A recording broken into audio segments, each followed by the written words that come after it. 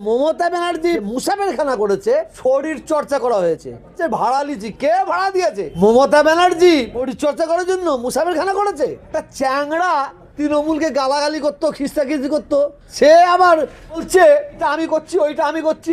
ও আসার পর থেকে একটা ইট গাঁথা হয়নি, একটা ইট। বিধায়ক স্নেহাশিস চক্রবর্তী, বিধায়কের টাকা থেকে 1 টাকা দিয়েও উন্নয়ন করা হয় না। আপনার সঙ্গে আমি চ্যালেঞ্জ রাখলাম, 15 বছরের বিধায়কের টাকা থেকে 5 লক্ষ টাকা ভারতের দ্বিতীয় মুসলিম তীর্থভূমির জন্য খরচা করেছে, প্রমাণ দিক। ফুরফুরা শরীফের জন্য আমি বারেবার অনুরোধ করেছি, মুখ্যমন্ত্রী মমতা ব্যানার্জির উদ্যোগে হয়েছে। পশ্চিমবাংলার মুখ্যমন্ত্রী মমতা ব্যানার্জি ক্ষমতায় আসার পরে বাংলার নিঃসন্দেহ উন্নয়ন হয়েছে। যদি কেউ বলে উন্নয়ন হয়নি, তার চেয়ে বড় বেঈমান আর কেউ নাই। আর মমতা ব্যানার্জি বলে আমি 100% উন্নয়ন করে দিচ্ছি, এর চেয়ে বড় আর মিথ্যা কিছু নেই। 34 বছরের বামফ্রন্ট সরকার ক্ষমতা থাকা অবস্থায় এই ফুরফুরা শরীফে লক্ষ লক্ষ মানুষ আসে। বিশেষ করে ঐতিহাসিক ইসলে সব 21, 22, 23 ফাল্গুন প্রায় কিছু কম বেশি 30 লক্ষ মানুষ যাতায়াত করে। সেই 30 লক্ষ মানুষের জন্য বামফ্রন্ট সরকার 1 গ্লাস পানিরও ব্যবস্থা করে না, একটা আলোরও ব্যবস্থা করে না। তো এই সরকার ক্ষমতায় আসার পর থেকে সারা বাংলায় কিছু কম বেশি উন্নয়ন করেছে, ফুরফুরাও কিছু কম বেশি উন্নয়ন করেছে।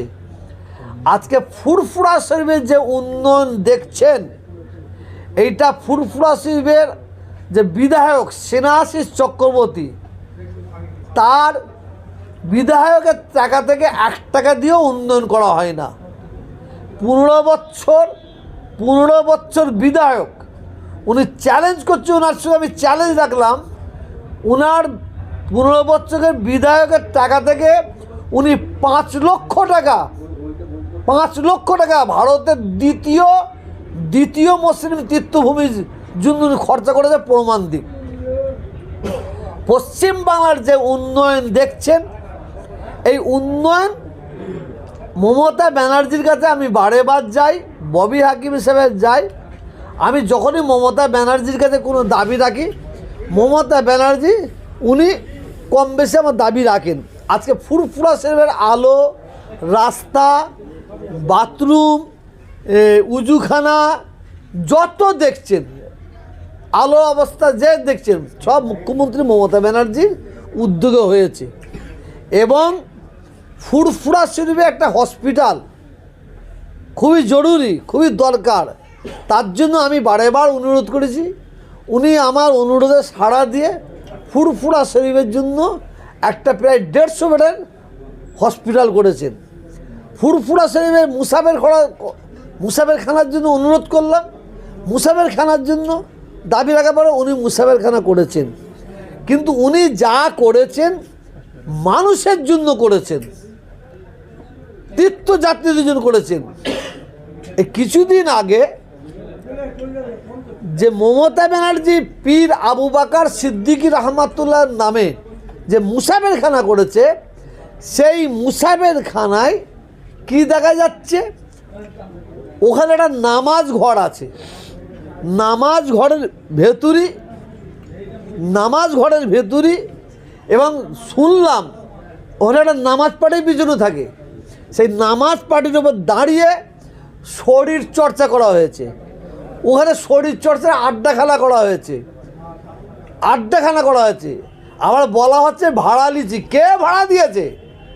মমতা ব্যানার্জি শরীর চর্চা করার জন্য মুসাফেরখানা করেছে। কে ভাড়া দিয়েছে? কে ভাড়া নেবার জন্য কে ক্ষমতা দিয়েছে? কাকে দায়িত্ব দেওয়া হয়েছে? কেন ভাড়া দেওয়া হবে? ওটা তীর্থযাত্রীর জন্য।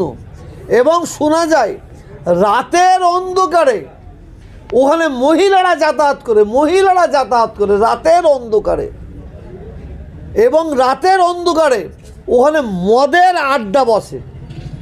মমতা ব্যানার্জি কি মহিলাদের যাতায়াতের জন্য রাতের অন্ধকারে জন্য মুসাফেরখানা করেছে? মমতা ব্যানার্জি কি মদের আড্ডাখানার জন্য মুসাফেরখানা করেছে? এখন বলছে ওই ব্যায়াম করতে গেলে এই ওষুধটা খেয়ে করতে হয়, ওই পানিতে ঢেলে গুললে এটা আরও লাল মুতুর লাগায়। বাঙালকে হাইকোর্ট দেখাচ্ছে, বাঙালকে হাইকোর্ট দেখাচ্ছে। আবার শুনলেও অবাক হয়ে যাবেন, আবার ওই যিনি নাচছিল ডান্স, সে আবার বলছে আমার দলিজের ভেতরে একটা ঘর আছে, কি বলে আন্ডারগ্রাউন্ড ঘর আছে, সেখানে নাকি আমি মহিলারে ঢুকি। চলো না ভাই এবার দেখিয়ে দিই তোমাদের।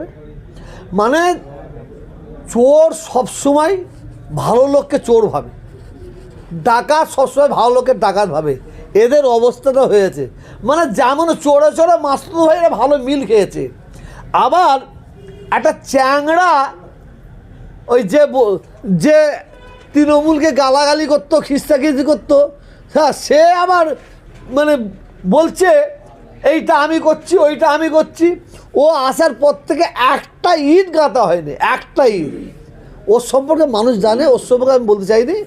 আমি বলছি এই মুসাফের খানাকে নিয়ে দাদা হুজুরকে নাম প্লেটটা তুলে দিক, মুসাফের খানার নাম তুলে দিয়ে ওখানে মানে মহিলাদের নিয়ে পতিতালয় করবে কি মদের আড্ডা করবে, দেখা দরকার নেই।